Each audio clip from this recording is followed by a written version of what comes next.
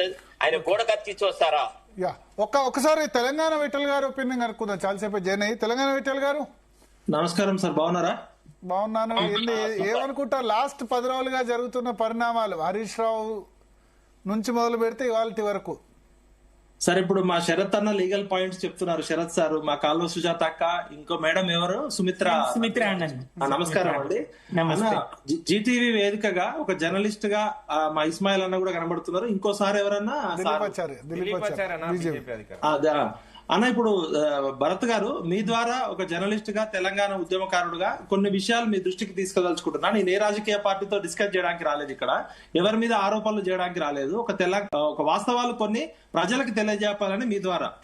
Sir, ఇప్పుడు general గా telephone tapping అనేది, ఫోన్ ట్యాపింగ్ అనేది బ్రిటిష్ సామ్రాజ్యం నుంచి కూడా ప్రభుత్వాలు విద్రోహ చర్యలు గాని, తీవ్రవాద చర్యలు గాని, టెర్రరిస్ట్ యాక్టివిటీస్ చేయడానికి, అది అఫీషియల్ గా చేయడానికి ఒక సిస్టమ్ ఉంది.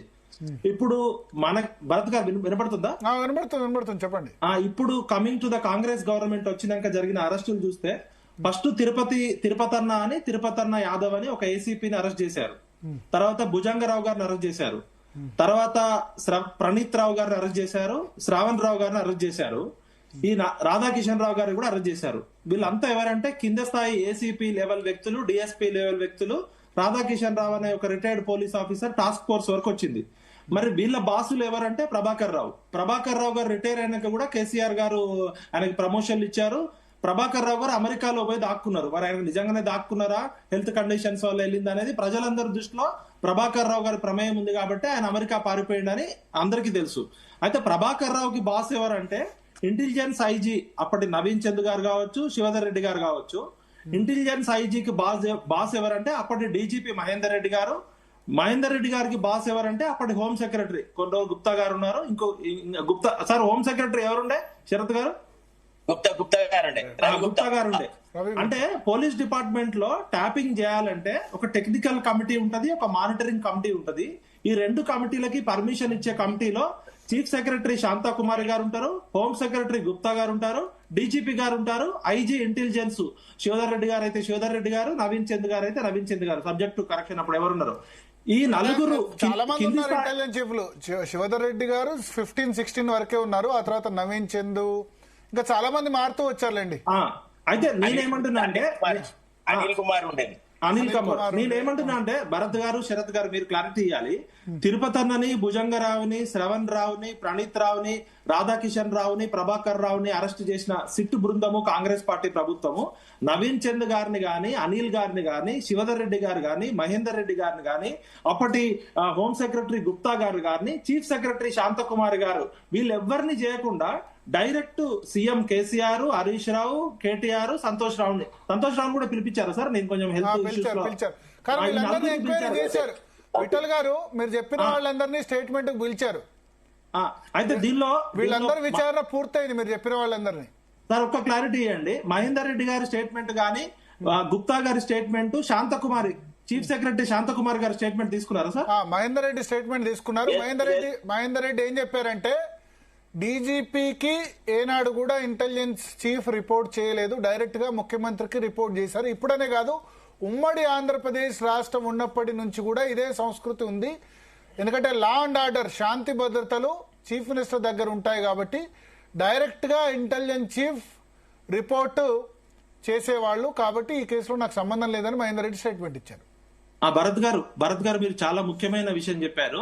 శరత్ గారు కరెక్ట్ చేయాలి. నాకున్న సమాచారం మేరకు, నేను కూడా పబ్లిక్ పాలసీలో మాస్టర్స్ చేసిన, పోలీస్ యాక్ట్ ప్రకారం, టెలిగ్రాఫ్ యాక్ట్ ప్రకారము ఇప్పుడు సపోజ్ ఎవరిదన్నా ఫోన్ ట్యాపింగ్ చేయాలంటే compulsory home secretary permission, through DGP, through intelligence IG, compulsory chief secretary సంతకం కావాలి.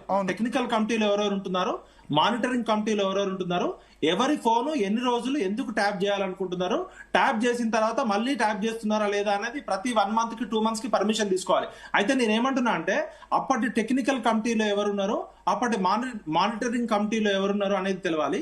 ఇంకొక మీకు అసలు విషయం ఏంటంటే, టాస్క్ ఫోర్స్ చైర్మన్ రాధాకిషన్ రావు గారు నాకు తెలిసిన ఒక ఎస్టీ మిత్రుడిదే సంతోష్ రావు, రాధాకిషన్ రావు గారు కలిసి ఈ ట్యాపింగ్ ద్వారా ఒక ఎస్టీ వ్యక్తిని బెదిరించి బంజారాహిల్స్ జూబ్లీహిల్స్ ఏరియాలో 14 ఎకరాల భూమి కొట్టేసిరు.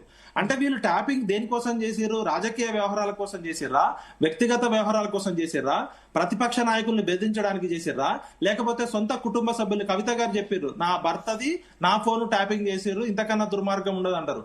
అదే విధంగా సంతోష్ రావు పాత్ర అయింది, హరీష్ రావు పాత్ర అయింది. ఈ ప్రణీత్ రావు అనేటోడు ఎవడు?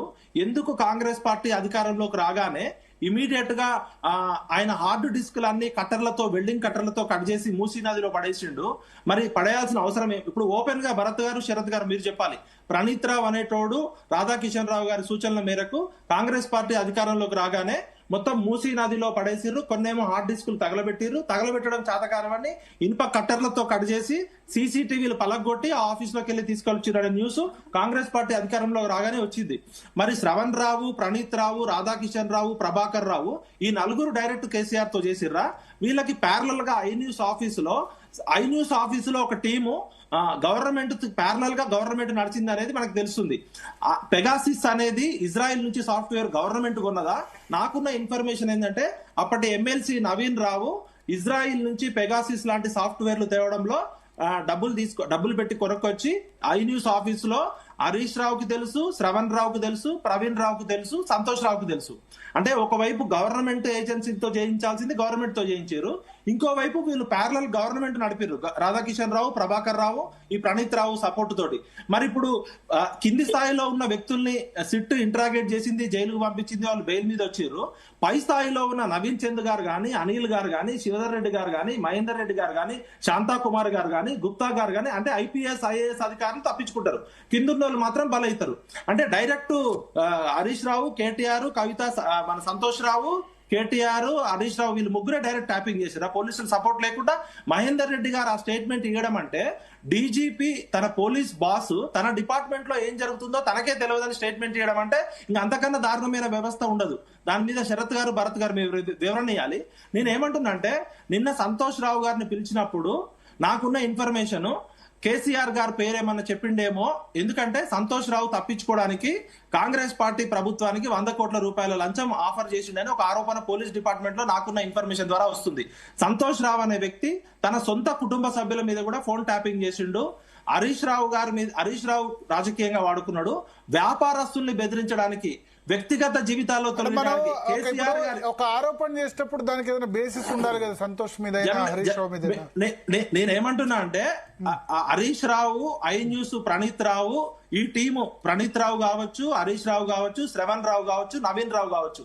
నవీన్ రావు అనేటోడు పెగాసిస్ సాఫ్ట్వేర్ కొనడా లేదా? మీరు ఒకసారి నవీన్ రావుని పిలిచి సిటీకి పిలవమనండి. నవీన్ రావు పిలిచినట్టున్నారు, ఆల్రెడీ పిలిచారు.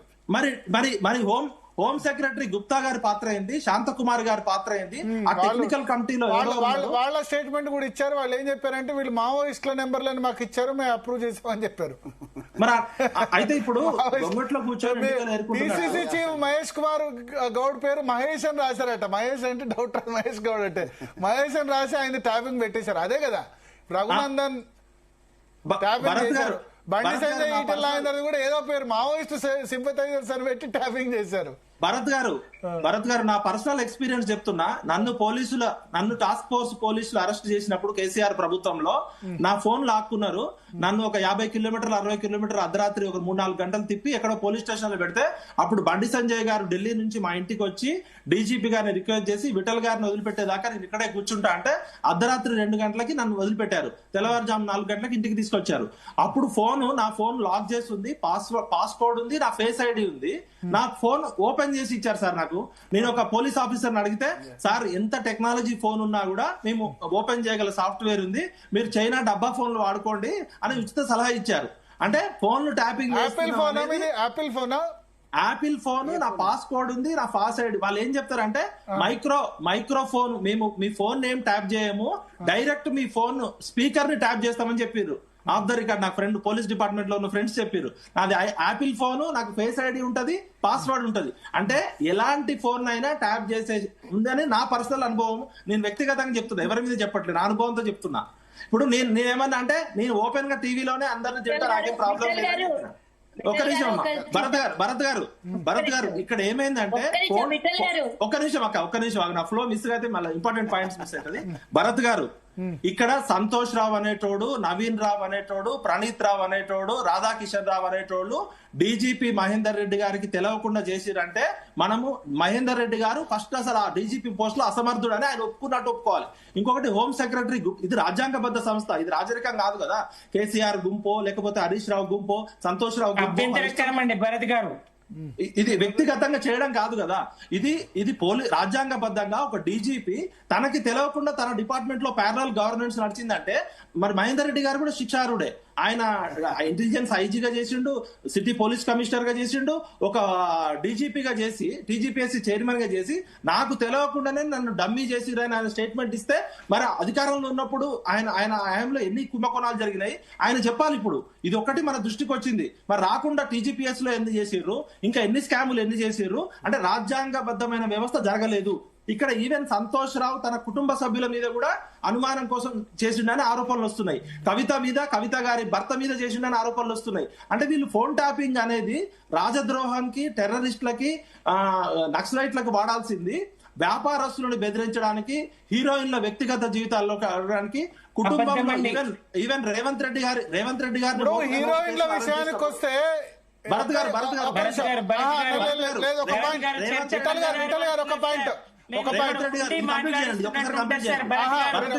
రేవంత్ రెడ్డి గారిని ఓటుకు నోటు కేసులో అరెస్ట్ చేసినప్పుడు స్టీవెన్సన్ అనే ఫోన్ ట్యాపింగ్ అయింది, రేవంత్ రెడ్డి ఫోన్ ట్యాపింగ్ అయింది. అప్పుడు ఇదే మహేందర్ రెడ్డి గారు ఉన్నారు, సుమతి రెడ్డి గారు ఉన్నారు, అప్పుడు కూడా దయాకర్ రావు గారు ఫోన్ కూడా ఇన్ఫర్మేషన్ చేశారు. మరి రేవంత్ రెడ్డి గారు ప్రభుత్వంలోకి వచ్చినాక మహేందర్ రెడ్డి గారిని ఏమన్నారు, శివధర్ రెడ్డి గారిని ఏమన్నారు అంటే అప్పుడు బీఆర్ఎస్ గవర్నమెంట్ లో ఈ దొంగ పనికి సపోర్ట్ చేసిన పోలీస్ ఆఫీసర్లు ఇప్పుడు కాంగ్రెస్ గవర్నమెంట్ వచ్చినాక బీఆర్ఎస్ కి సపోర్ట్ చేస్తారు. అంటే ఈ పోలీస్ ఆఫీసర్లు, టాప్ లెవెల్ ఆఫీసర్లు ప్రభుత్వాలు మారుతాయి కానీ వీళ్ళు అప్పుడు దొంగతనం చేసిన ఆఫీసర్లు ఇప్పుడు మళ్ళీ దొంగలకు సద్దులు మోస్తారు. అంటే ఎలాంటి వ్యవస్థలో ఉన్నాం అనేది మహేందర్ రెడ్డి గారు ఇచ్చిన స్టేట్మెంట్ బట్టి మనకు అర్థమవుతుంది. ఖచ్చితంగా ఫోన్ ట్యాపింగ్ జరిగింది అనేది, ఫోన్ ట్యాపింగ్ జరిగింది, వాళ్ళకి శిక్ష పడాలి, లేకపోతే ప్రజలని మభ్యపెట్టి డైవర్షన్ పాలిటిక్స్ నడుస్తున్నాయని అనుకోవాలి. ఫైనల్ గా కేసీఆర్ విచారణ తీరు మీద మీ ఒపీనియన్ ఏంది సార్? ఇప్పుడు చట్టం ముందు అందరూ సమానులే అంటాం. అది కేసీఆర్ గారు, పివి నరసింహారావు గారు లాంటి వాళ్ళే బోన్కి ఎక్కిన జార్ఖండ్ ముక్తి మోర్చా శిబు సోరెన్ కేసు. చట్టం ముందు ఎవరైనా సమానులే. నేనేమంటున్నా అంటే కేసీఆర్ గారికి వ్యక్తిగతంగా ఆరోగ్య రీత్యా లేకపోతే పెద్ద మనిషి రీత్యా చట్టంలో ఏమన్నా వెసులుబాటు ఉండొచ్చు కానీ ఆయన ఏం చట్టానికి అతీతుడు కాదు. ఇంకొకటి, ఒక రాజకీయ పార్టీ అధికారంలో ఉన్నప్పుడు ఇంకో ప్రతిపక్ష పార్టీ నాయకుల మీద బురద చల్లడం తప్ప ఈ భారతదేశంలో 80 సంవత్సరాల్లో ఒక రాజకీయ పార్టీ ఇంకో రాజకీయ నాయకులను అరెస్ట్ చేసి ఆస్తులు జప్తు చేసిన సంఘటన ఉండదు. మీ కుక్క అరిచినప్పుడు బావుబావు అని మా కుక్క అరుస్తుంది. ఎందుకంటే రేపు ఒక కాంగ్రెస్ పార్టీ, ప్రసాద్ యాదవ్, చౌతాల, సుక్రామ్ వీళ్ళందరూ అరెస్ట్ అయ్యి జైలు శిక్ష కూడా అనుభవించారు. అంటే తక్కువ సార్. ఇప్పుడు కేసులు ఎన్ని అవుతున్నాయి సార్? సుప్రీంకోర్టులోనే 30 కోట్ల కేసులో 3 కోట్ల కేసులో పెండింగ్ లో ఉన్నాయి. రాజకీయ నాయకుల అవినీతిని జప్తు చేసిన సందర్భాలు ఉండవు. రేపు పొద్దున రేవంత్ రెడ్డి అన్నదమ్ముల్లో రేవంత్ రెడ్డి టీమ్ లో పనిచేసిన వాళ్ళు రేపు జైలుకు పోవద్దంటే ఇప్పుడు టీఆర్ఎస్ లో ఉన్న వాళ్ళని కాపాడాలి. అంటే మీ పార్టీ అధికారంలో ఉన్నప్పుడు మా పార్టీ నాయకుల మీద అడావుడు చేస్తారు, ఇంకో పార్టీ అధికారం, ఎందుకంటే ఇద్దరిని సేవ్ చేసేది ఈ రాజకీయ పార్టీలే. ఇప్పుడు నిజంగా రేవంత్ రెడ్డి గారికి చిత్తశుద్ధి ఉంటే ఈ అన్ని స్కాములలో వీళ్ళని బొక్కలో వేయాలి కదా. ఎందుకు వేయట్లే? 2 సంవత్సరాలు ఎట్లా నిర్ధారిస్తారు విఠల్ గారు? ఒక నిమిషం మేడం, మీరు మన తర్వాత మీద చర్చకు వస్తా. రాజకీయ పార్టీలు ప్రజలని మభ్యపెట్టడము, డైవర్షన్ పాలిటిక్స్ మాత్రమే చేస్తున్నాయి. నిజంగా శిక్ష పడితే రేవంత్ రెడ్డి గారికి చిత్తశుద్ధి ఉంటే గొర్రెల స్కామ్ ఏమైంది, ఈ కార్ స్కామ్ ఏమైంది, ఒక ఆయన ట్రాన్స్పోర్ట్ కమిషనర్ 11 పర్మిషన్లు ఇచ్చి 2 కిడ్నీలు ఫెయిల్ అయ్యాయని అమెరికా వెళ్ళిపోయాడు. మీకు 100 ప్రూఫ్లు ఇస్తా భరత్ గారు. 100 మంది టీఆర్ఎస్ హయాంలో ఎంతమంది స్కాములు చేసారో కావాలంటే మీ స్పెషల్ డిబేట్ పెట్టండి. రేవంత్ రెడ్డి గారిని రిక్వెస్ట్ చేస్తున్నా, దయచేసి మీ రాజకీయ అవసరాల కోసం వాడుకోకండి, ప్రజల్ని శిక్ష పడాలి. ఓకే, సుమిత్రానంద్ గారు. తెలంగాణ